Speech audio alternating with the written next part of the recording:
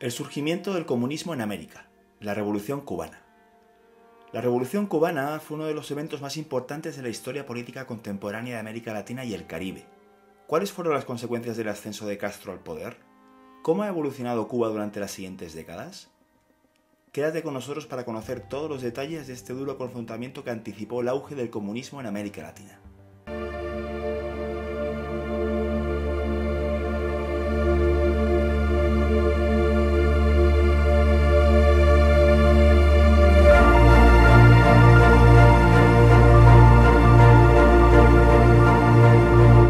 Recuerda suscribirte al canal y darle a la campanita para estar atento a los siguientes vídeos.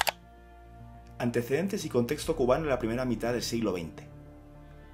El triunfo de la Revolución de Octubre de 1917 en Rusia y la difusión de los ideales socialistas y socialdemócratas europeos y latinoamericanos llevaron a la creación del primer partido comunista de Cuba, fundado inicialmente por Carlos Baliño y Julio Antonio Mella en 1925. Mella fue un organizador, dirigente universitario, sindicalista y de acción obrera que dirigió numerosas manifestaciones, tanto escritas como en la calle, de protesta y condena a los gobiernos de turno. Después de exiliarse en 1926, continuó su actividad en México, donde alcanzó rango continental por sus ideas con respecto al orden de las acciones para llevar a cabo una lucha política. En 1929 fue asesinado en México, siendo todavía objeto de debates si su asesinato fue ordenado por Gerardo Machado o por Joseph Stalin. Después de la muerte de Mella, la Revolución del 30, dirigida por Villena, eliminó la dictadura de Machado, pero la toma del poder por parte de la oposición no llegó a producirse. Después de un periodo que fue llamado efebocracia, llegó al poder la pentarquía, seguida después por el triunvirato del gobierno de los 100 días, en el que alternaron fuerzas tres tendencias diferentes: el antiimperialismo consecuente, revolucionario y popular de Antonio Guiteras Holmés, Ramón Grau San Martín y la oposición de Fulgencio Batista. Batista además estaba en contacto con la embajada estadounidense, dirigida por Jefferson Caffery, quien fuera llamado por Guiteras a limitarse a sus funciones diplomáticas y a no incidir en aspectos de la política cubana. Después de un periodo constitucional originado en la década de los 40, favorecida por la política del buen vecino estimulada por el presidente estadounidense Franklin Delano Roosevelt, Batista, ante la radicalización de los nuevos revolucionarios y su impopularidad ante otros candidatos presidenciales, se aseguró el apoyo de la Embajada de los Estados Unidos antes de tomar una acción más radical. El golpe de Estado de Fulgencio Batista.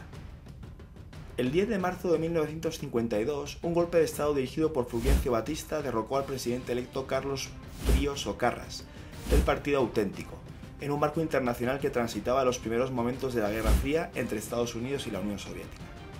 Inmediatamente se suspendieron las garantías constitucionales y se instauró una dictadura militar. 2 años después se celebrarían unas elecciones para la presidencia, cuyos resultados se sabían de antemano.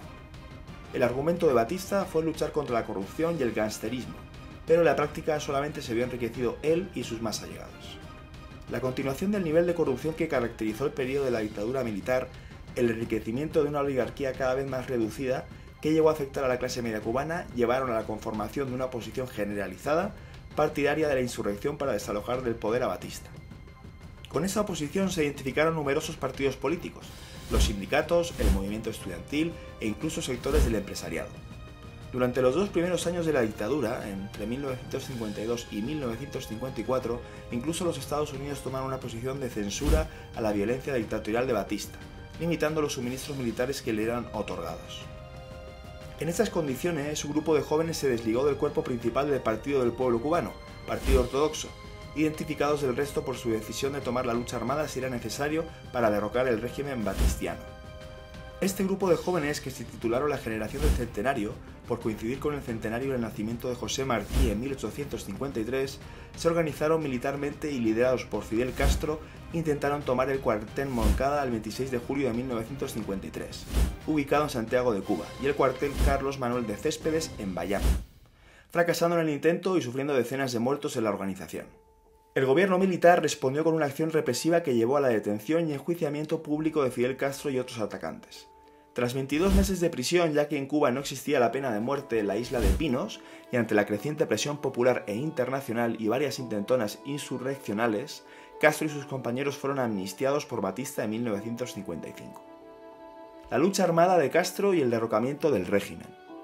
El 25 de noviembre de 1956 zarpó de Tuxpan, estado de Veracruz, México, el yate Granma, con 82 guerrilleros del movimiento 26 de julio, entre los que se encontraban Fidel Castro, Juan Manuel Márquez, Fausto Obdulio González, Raúl Castro, Juan Almeida Bosque, Camilo Cienfuegos y el argentino Ernesto Che Guevara.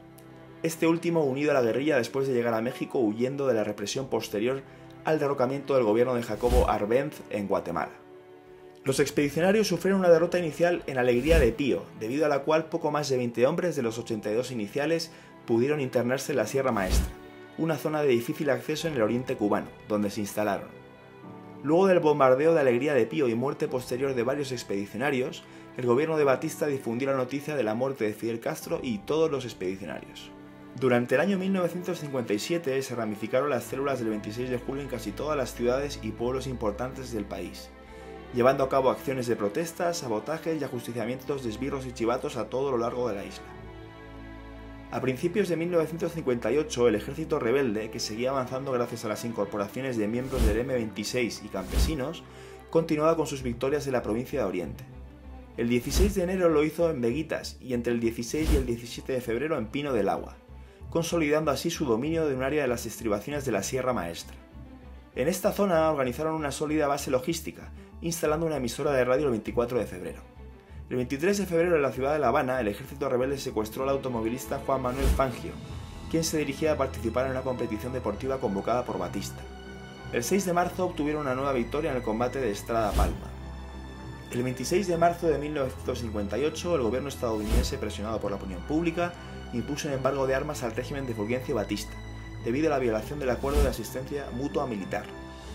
Este documento impedía al gobierno cubano emplear los recursos suministrados por la defensa continental y la represión interna.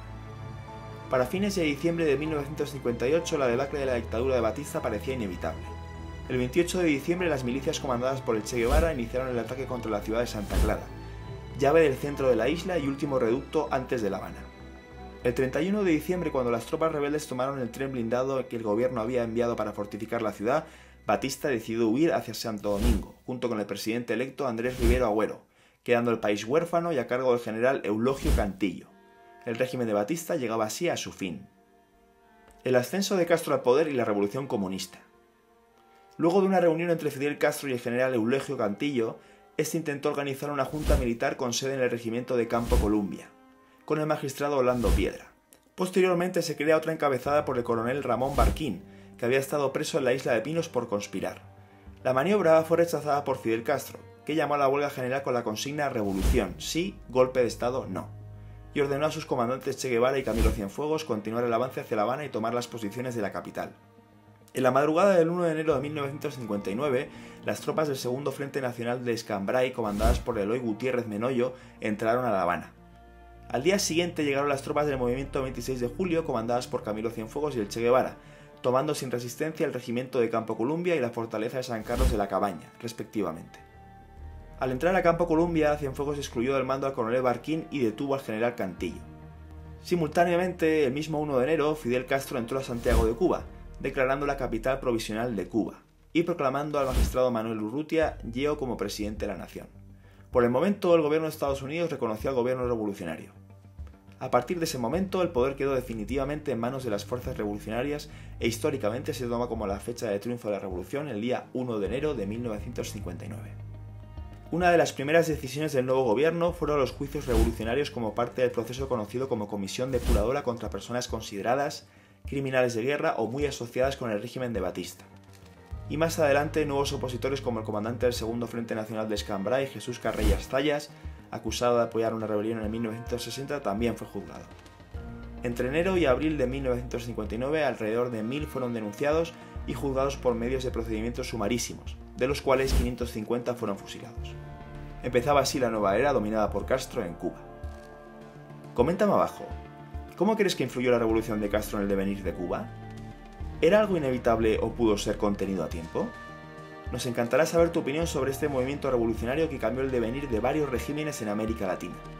Como siempre, si te ha gustado el vídeo puedes dejar un like y suscribirte para no perderte datos interesantes y conocer más sobre nuestra particular historia.